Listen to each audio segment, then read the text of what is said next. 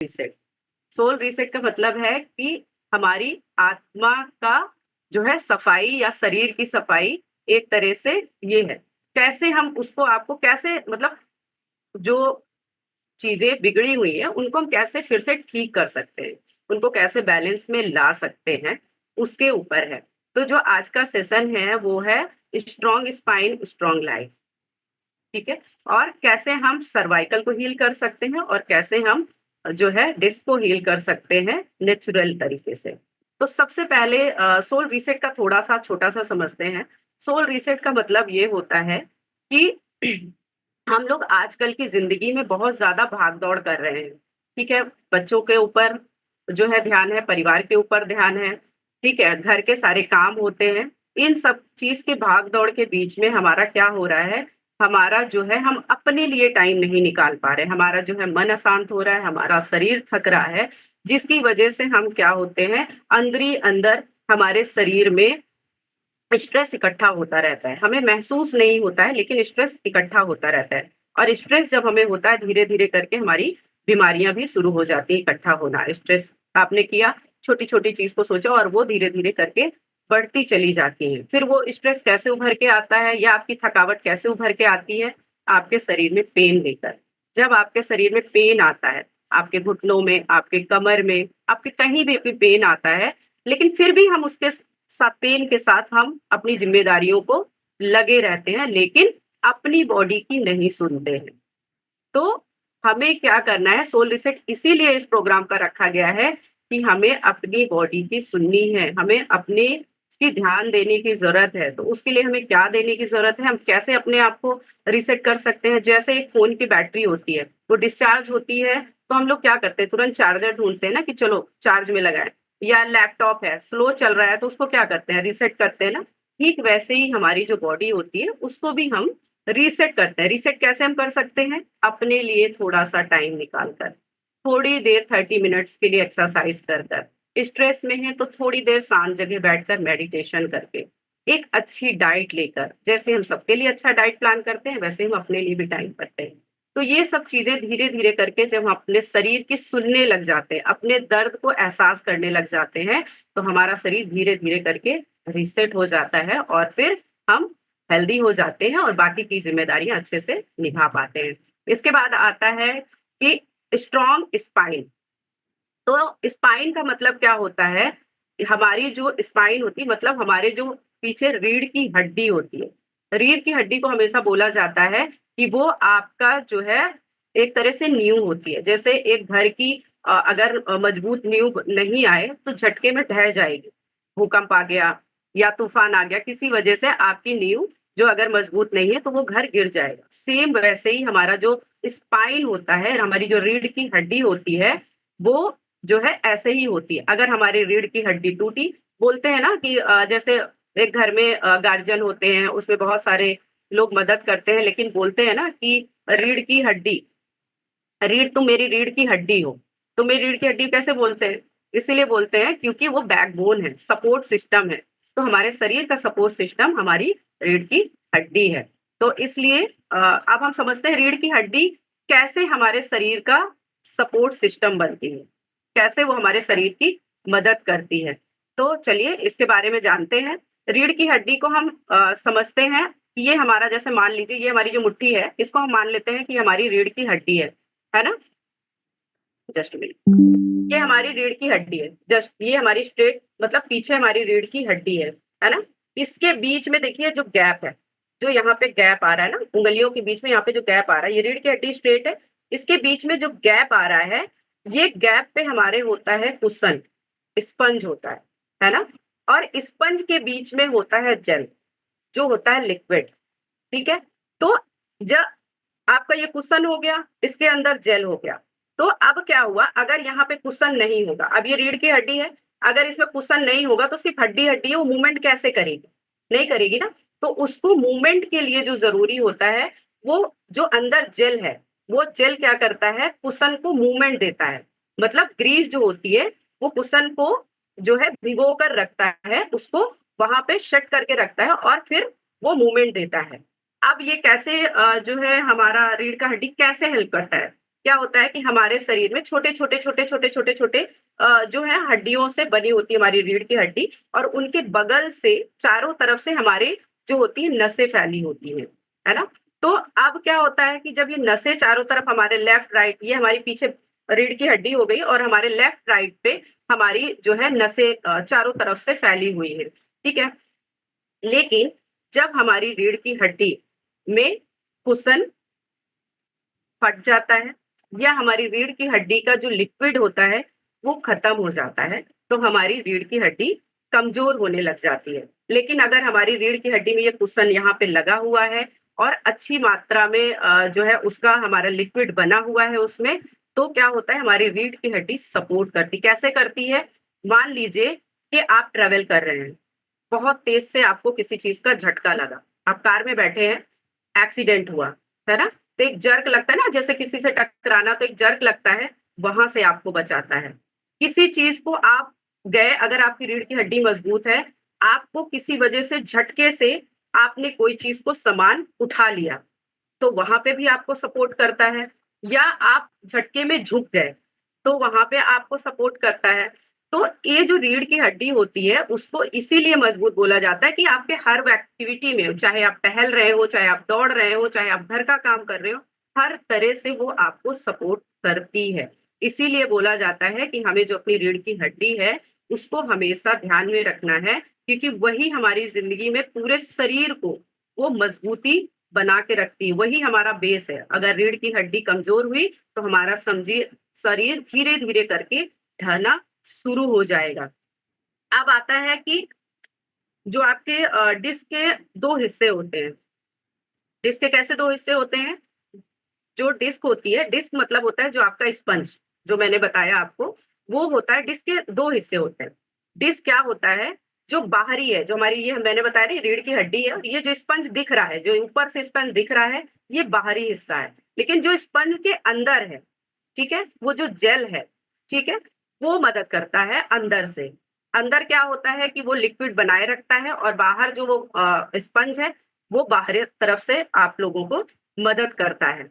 तो इसलिए आपको ये समझने की ज़रूरत है कि अगर आपकी बॉडी में लिक्विड और स्पंज का जो है हमेशा हेल्दी और अच्छा रहेगा, तो आपकी डिस्क हमेशा अच्छी बनी रहेगी। अब आते हैं कि स्लीप डिस्क की प्रॉब्लम होती क्यों है? सबसे मेन है यहाँ पे बहुत कितने सारे लोगों को आप लोग हैंडल कर सकते हैं या थम्स अप दे सकते हैं, यहाँ पे कितने लोगों को सर्वाइकल और स्लीप डिस्क का यहाँ पे प्रॉब्लम है या फिर साइटिका का? अभी तो आपने समझा कि स्पाइन क्या होती है मतलब रीढ़ की हड्डी क्या होती है, लेकिन स्लीप डिस्क अब होती क्यों है?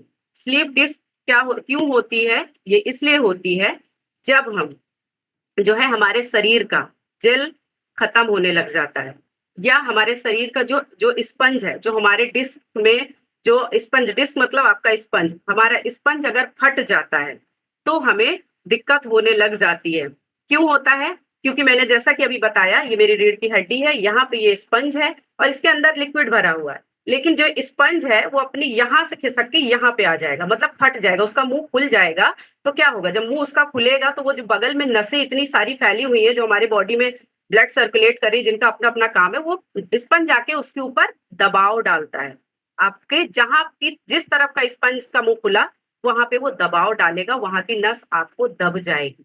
इसके अलावा जेल होता है, मान लीजिए कि स्पंज आपका फटा नहीं लेकिन स्पंज में छेद हो गया तो जेल क्या होगा वो बाहर निकल जाएगा और जेल जब बाहर निकलेगा तो वो भी क्या करेगा बाहर आके किसी नस के ऊपर वो जेल आके चिपक जाता है। तो जब जेल आएगा तो वहां से आपको आपको स्लीप डिस्क की प्रॉब्लम शुरू हो जाती है। तो स्लीप डिस्क के होने के कुछ मुख्य रीजंस भी होते हैं जिनकी जैसे कि पहला कॉमन है उम्र का बढ़ना। ठीक है, आपकी उम्र ज्यादा है तो धीरे धीरे करके हमारी जो अंदर का जो फॉर्म है कमजोर होने लग जाता है, लिक्विड हो जाता है, ये कॉमन है।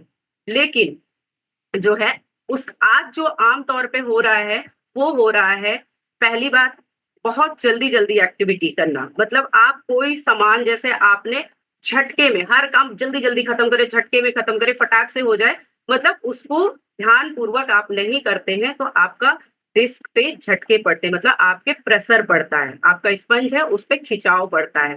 क्योंकि डिस्क का काम होता है बॉडी के मूवमेंट को बना के रखना। जो हमारे जो भी बॉडी का मूवमेंट्स है, उसको बैलेंस में रखना, अच्छे से रखना, सॉफ्टली रखना ताकि आराम। लेकिन आप वही प्रेशर डालेंगे उसको जल्दी से कोई चीज़ करने में या झटके में आपने कोई भारी सामान आप उठा लेते हैं, तो उसकी वजह से भी आपका डिस्क का प्रॉब्लम आ जाता है। या फिर किसी के साथ भई ट्रेजेडी भी हो सकती है, एक्सीडेंट हुआ, चोट लगने की भी वजह से लोगों को डिस्क की प्रॉब्लम आ जाती है। तो इसलिए हमें क्या करना है कि कोशिश करनी है कि जो वज़न है, आपको ज़्यादा भारी वज़न जो है नहीं उठाना है, मतलब आपको खींचना नहीं है।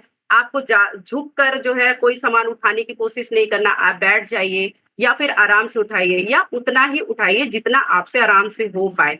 बेवजह अपनी जो है रीढ़ पर प्रेशर नहीं देना है या आपको डिस्क के ऊपर खिंचाव महसूस नहीं करना है। क्या होता है कि फिर एक और रीज़न होता है, अगर हमारी डाइट अच्छी, हमारी खान-पान अच्छा नहीं है, तो हमारी क्या होती है धीरे-धीरे करके जल्दी हमारी मांसपेशियाँ कमज़ोर हो जाती हैं। और जब हमारी मांसपेशियाँ कमज़ोर होती हैं, तो भी हमारे डिस्क पे प्रेशर पड़ता है और हमारा खान-पान और अच्छी डाइट नहीं होने की वजह से हमारी डिस्क कमज़ोर हो जाती है और जहाँ का डिस्क खराब हुआ, जहाँ का डिस्क में प्रॉब्लम आया, वहाँ पे आपको प्रॉब्लम शुरू हो जाती है।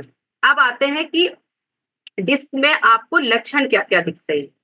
कैसे आप पता करेंगे कि मुझे डिस्क का प्रॉब्लम हो रहा है? क्योंकि पेन तो हो रहा है लेकिन आप समझ नहीं पाएँगे, तो उसके कुछ लक्षण होते हैं, जैसे कि पीठ में बहुत तेज़ का दर्द होना, कमर और पैर तक का दर्द होना, आपके जो है शून्य पड़ जाना, एक एरिया आपका जैसे आपका गर्दन से लेके यहाँ पे शून्य पड़ जाना, आपके हाथ शून्य पड़ जाना या पैर शून्य एक तरफ का आपका पैर शून्य पड़ जाना, हिप से लेके आपका पैर शून्य पड़ जाना या फिर आपका जो है ज़्यादा देर तक बैठे रहना और आप खड़े नहीं हो पाना।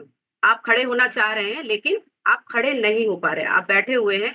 ये भी एक सिग्नल होता है कि आपकी बॉडी में कहीं न कहीं की डिस्क जो है प्रॉब्लम में है, कहीं न कहीं की वो नस दब रही है, जो आपको एक सिग्नल होता है। स्टार्टिंग हमेशा हल्का पेन से आता है, कि आपको वो सिग्नल देता है, धीरे-धीरे करके वो पेन बढ़ता जाता है। क्यों? क्योंकि हम दर्द को इग्नोर करने लग जाते हैं। तो इसलिए आपको हमेशा जब ऐसा पेन आए, तो थोड़ा-सा आपको ध्यान रखने की ज़रूरत है और अपने शरीर को समझने की ज़रूरत है। फिर आता है स्लीप डिस्क प्रभावित होने के कौन-कौन से जो हिस्से होते हैं शरीर में, डिस्क में कौन-कौन से हिस्से प्रभावित होते हैं? मतलब आपकी तो स्पाइन तो पूरी है ना, गर्दन से लेके आपके नीचे तक पूरा, कमर तक जो स्पाइन तो पूरी सीधी है, लेकिन उसमें मेजरली 3 हिस्से बहुत ज़्यादा उनका रोल होता है प्रभावित होने का। पहला आपका गर्दन का हिस्सा, जिसे हम सर्वाइकल के नाम से जानते हैं, है ना? सर्वाइकल के नाम से हम लोग पहचानते हैं। अगर आपके गर्दन के हिस्से में आपका यहाँ पे मतलब दर्द हो रहा है या आपको सुन्न पड़ रहा है, मूवमेंट नहीं हो रहा है, जिसे C1 C7 कहते हैं। लेकिन वो क्यों होता है? मान लीजिए कि आपका बहुत देर तक आप ऐसे गर्दन झुकाकर आप कंटिन्यू मोबाइल देखे जा रहे हैं, डेली आपकी रेगुलरिटी है, आप मोबाइल, टैब या काम भी आप लोग कर रहे हैं, तो कंटिन्यू आपकी बॉडी का पोस्चर, गर्दन क्या हुआ, गर्दन को सीधा करके बोला जाता है ना हमेशा फ्रंट पे रख के, सीधे बच्चों को भी हम लोग सिखाते हैं कि बेटा सीधा करके पढ़ाई करो, झुक के ऐसे नहीं पढ़ो, लेट के नहीं पढ़ो, क्योंकि बॉडी का जो पोस्चर होता है वो बिगड़ने लग जाता है। हम लोग को लगता है कि क्या ही होगा, लेकिन जब हम थोड़ा-थोड़ा करके इग्नोर करते हैं और उसको आदत में बना लेते हैं, हम लोग अपने कम्फर्ट ज़ोन में चले जाते हैं और अपने फ़ोन या लैपटॉप या फिर कोई और काम है बहुत देर तक झुक के करते हैं, तो हमारे क्या होती है, जो हमारे गर्दन की जो वैसे जैसा कि मैंने बताया कि जो हड्डी है उसके बीच में जो डिस्क है वो खिसक जाती है। तो वो जब खिसकती है तो आपका क्या होता है कि वहाँ की नस दबती है और जब नस दबती है तो अच्छे से उसका ब्लड सर्कुलेशन नहीं होता तो आपके उस एरिया को इफ़ेक्ट करती है जिस तरफ का आपका डिस्क दबा देता है नस को। तो वो सर्वाइकल का रूप होता है जो आपके गर्दन से लेके या कंधे, हाथ इसको इफ़ेक्ट करता है। फिर दूसरा जो आता है, दूसरा होता है बहुत कॉमन है, ये बहुत रेयर सुनने में आता है, लेकिन होता है आपके छाती का हिस्सा। आपके छाती का हिस्सा होता है, जिसकी पहचान क्या होती है, जिसको बोलते हैं T1, T12 लेकिन उसका क्या होता है कि छाती के हिस्से में बहुत रेयर लोगों को सुनने में आएगा। लेकिन उसके सिम्पटम क्या होते हैं, जैसे कि आपका पीठ में बहुत तेज़ से दर्द हो जाता है, आपकी पसलियों में क्या होता है कि आस-पास जकड़न हो जाती है। आपकी मतलब बहुत जल्दी-जल्दी आपकी पसलियाँ जकड़ जाती हैं और आपके जो है पीठ में बहुत तेज़ का दर्द होता है। तो ये कहीं न कहीं डिस्क के जो होते हैं मतलब वहां से हटने के सिम्टम होते हैं या उसका लिक्विड जो होता है वो खत्म होने का सिम्टम होता है। अब आता है सबसे मेन मेन और जो सबसे आजकल सर्वाइकल और जो है आपका जो कमर का जो डिस्क होता है, मतलब आपका जिसको बोलते हैं लंबर L1 L5, वो क्या होता है कि क्योंकि सबसे ज्यादा मात्रा में कमर में डिस्क होता है, सबसे ज्यादा मात्रा में वहां पे फॉर्म का इस्तेमाल होता है, सबसे ज्यादा वहां पे लिक्विड की जरूरत पड़ती है। तो इसीलिए क्या होता है कि हमें जो है जो कमर से लेके हमारे जो पैरों में इशू आता है वो इसी वजह से आता है। क्यों? क्योंकि क्या होता है कि वहां सबसे ज्यादा डिस्क होता है, वहां सबसे ज्यादा लिक्विड होता है, और जब वहां पे खिंचाव पड़ता है, वहां पे प्रेशर पड़ता है, तो जिस तरफ के आपकी नस दब गई, मान लीजिए आपके कमर की डिस्क में प्रॉब्लम आया है ना, या लिक्विड बाहर निकला, तो वो कमर की नस को वहां से दबाना शुरू कर देता है। और जब कमर की नस दबेगी तो आपका जो लेफ्ट या राइट का जो भी एरिया का आपका नस दबा होगा वो एक तरफ का पैर पूरा आपका शून्य पड़ जाएगा। आपको पैर में दर्द होगा, आपको ऐसा लगेगा करंट टाइप से लग रहा है, आपको झुनझुनाहट सी होती रहेगी, आप चल फिर नहीं पाते हैं। तो इसलिए आपको समझने की ज़रूरत है और ये ध्यान देने की ज़रूरत है कि आपके डिस्क कहाँ का आपको सिग्नल दे रही है। आपके कंधे पे जकड़न आ रही है कि आपकी छाती वाला आपके कमर में या पसलियाँ जकड़ रही हैं, या फिर आपकी जो आपका कमर का एरिया है, वहाँ पे से आपको दर्द हो रहा है और आपके पैर जो है वहां से ब्लॉक हो रहे हैं। एक पैर होता है, दोनों पैर एक साथ नहीं होएगा, आपको एक पैर होगा, उसमें से एक तरफ की नस दबेगी और पूरा एक तरफ का हिप से लेके आपके नीचे पैर तक पूरा शून्य हो जाएगा, या फिर आपको बहुत तेज का दर्द होगा, आप चल नहीं पाएंगे, है ना। तो ये होते हैं डिस्क, थ्री टाइप के, जैसा कि मैंने आपको बताया, सर्वाइकल और आपका जो मैंने छाती के सिम्टम बताया, और दूसरा जो मैंने कमर का बताया लंबर। तो ये होते हैं डिस्क। अब इनकी आती है स्लीप डिस्क की समस्या को ठीक कैसे किया जाए, इनके उपाय क्या होते हैं। तो उसके लिए हम लोग अभी उपाय जानते हैं, क्योंकि हमने जान लिया कि ये जो डिस्क होता है इस वजह से होता है, लेकिन अब हम करें क्या। जिनको डिस्क का प्रॉब्लम है या जिनको नहीं है, फ्यूचर में वो कैसे अपने आप को बचाए रख सकते हैं, अपनी डिस्क को हेल्दी रख सकते हैं। वो है आपका सबसे पहला, आपको कैल्शियम से भरपूर खाना। कैल्शियम से भरपूर खाना कैसे होता है, जितना हमारी बॉडी को रोज की कैल्शियम की जरूरत होती है। ऐसा नहीं है कि कैल्शियम की भरपूर जरूरत है तो आज मिला है तो एक दिन हमने पूरा भरपूर मात्रा में कैल्शियम ले लिया और कल नहीं खाएंगे तो क्या हो गया, कल तो हमने खाया ही था। जैसे रोज हम खाना खाते हैं, रोज हम नहाते हैं, रोज हम घर की सफाई करते हैं, वैसे ही हमारे शरीर को भी कैल्शियम रोज चाहिए होता है। रोज अच्छा खाना चाहिए होता है, हर एक डाइट उसको अच्छी चाहिए होती है। तो कैल्शियम से भरपूर खाना कहाँ पे आपको मिलता है, आपको दूध में मिलता है, दही में मिलता है, पनीर में मिलता है, रागी में मिलता है, आपके जो तिल होते हैं, सफेद तिल होते हैं, उसमें होता है। उसमें अच्छी मात्रा में कैल्शियम होता है, और जिस कैल्शियम से क्या होती है, हमारी हड्डियां मजबूत होती हैं, और जब हमारी हड्डियां मजबूत होती हैं तो हमारा शरीर अपने आप मजबूत बनता जाता है। फिर आता है विटामिन डी। विटामिन डी का क्या है कि आजकल हम लोग धूप लेना नहीं चाहते, लेकिन सबसे अच्छा जो विटामिन डी पाया जाता है वो धूप में ही होता है। आप देखे होंगे कि जो सिटी में रहते हैं मैक्सिमम, बहुत रेयर, क्योंकि क्या होता है वो घर में रहते हैं या तो फिर ऑफिस में चले जाते हैं, वहां पे एसी होता है, धूप से कनेक्ट बहुत कम लोग हो पाते हैं। लेकिन वही जो लोग मजदूर होते हैं, वही जो लोग किसान होते हैं, उनको कभी भी विटामिन डी की उनकी कभी डिफिशियंसी नहीं आएगी उनके शरीर में। क्यों? क्योंकि उनका सुबह से लेके मतलब आपको शाम का भी उनको विटामिन डी जो 3 बजे के बाद मिलता है, और सुबह वो जल्दी खेत में निकल जाते हैं, और जैसे धूप होना शुरू होती है, तेज धूप होना, तो वो घर आ जाते हैं। जो हल्की धूप होती है उनको सुबह और शाम दोनों की मिलती रहती है, जिस वजह से उनकी किसान लोग की या मजदूर लोग की हम लोगों से ज्यादा हड्डियां मजबूत होती हैं। क्यों? क्योंकि उनको धूप के जरिए से बहुत अच्छी विटामिन डी मिल रहा होता है। दूसरा होता है विटामिन डी अंडे की जर्दी में। अगर आप अंडे की जर्दी, अगर आप एग लेते हैं, अगर आप अंडे की जर्दी खाएँगे, तो उसमें भी आपको विटामिन डी पाया जाता है। फिर आता है आपका फोर्टिफाइड दूध, जो आपका दूध होता है, मिल्क होता है, फोर्टिफाइड दूध। वो फोर्टिफाइड दूध होता है, ऐसा है कि जब हम लोग पैकेट वाला दूध लेते हैं, उसमें लिखा होता है, जिसमें विटामिन डी होता है, तो जब वो पैस्चराइज़ करते हैं उस मिल्क को, उसमें विटामिन डी मिलाया जाता है।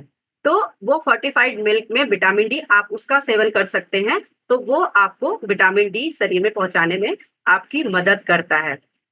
फिर आता है प्रोटीन से भरा हुआ खाना।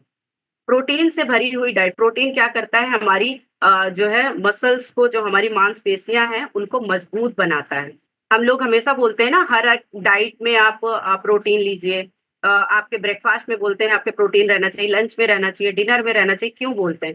क्योंकि हमारी जो दिन भर की दिनचर्या है, जो हमारे मसल्स हैं उनको कौन मजबूत करेगा, या हमारी मांसपेशियों को कौन मजबूत करेगा? प्रोटीन करेगा। तो प्रोटीन इसीलिए हमें जितना हमारे शरीर की जरूरत है उतना हमें डेली देना चाहिए। मान लीजिए आपका 60 किलो वजन है, तो लगभग 55 ग्राम से आपको 60 ग्राम प्रोटीन आप सबको लेना चाहिए। लेकिन कंडीशन ये है, आपकी हेल्थ कैसी है। आपका हो सकता है कि आपको जो है यूरिक एसिड का प्रॉब्लम है ना? तो आप थोड़ा प्रोटीन आपको अवॉइड करना होता है। आप अपने न्यूट्रिशनिस्ट या अपने कोच के गाइडेंस में रहते हो, या डाइटिशियन से पूछ कर ही अपनी डाइट में शामिल करें। ये नहीं है कि आप प्रोटीन जरूरत है तो हम प्रोटीन लेना शुरू कर दें। लेकिन जो हेल्दी है वो आराम से प्रोटीन ले सकता है, और कम से कम 55 से 60 ग्राम प्रोटीन अपने वेट के अकॉर्डिंग वो प्रोटीन ले सकता है। फिर आता है कि प्रोटीन कहाँ पे मिलता है। प्रोटीन हमारे घर में बहुत आसानी से मिलता है। हमारे घर में चने होते हैं, हमारे घर में राजमा होते हैं, हमारे घर में दालें होती हैं, हमारे घर में सोया होते हैं। ठीक है, अगर आप नॉनवेज में हैं तो आप अंडा ले सकते हैं, आप चिकन ले सकते हैं, आप फिश ले सकते हैं। लेकिन अगर आप नॉनवेज ले रहे हैं तो स्वाद उसको कम बनाइए।